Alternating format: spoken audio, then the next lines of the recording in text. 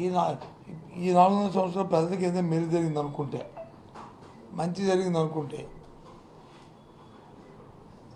మీ తాలూకా జీవన ప్రమాణాలు పెరిగాయి అనుకుంటే, ప్రతి ఒక్కరు కూడా పిల్ల పాప అందరూ హాయిగా ఉన్నారనుకుంటే, మీ పిల్లలకి వచ్చి విద్య వైద్యం, మీకు వైద్యం, మీ పిల్లలకి విద్య ఇంతకుముందు కంటే బాగా ఉన్నది ఈ ప్రభుత్వం పనితీరు అనుకుంటే, మాకు ఒక అవకాశం ఇవ్వండి, మళ్ళీ మా గవర్నమెంట్ నుంచి రిపీట్ చేయండి అని చెప్పి జగన్మోహన్ రెడ్డి గారు పదే చెప్తున్నారు. ఆశీర్వదించమని ఆయన పదే చెప్తున్నారు. మేము కూడా అదే చెప్తున్నాం.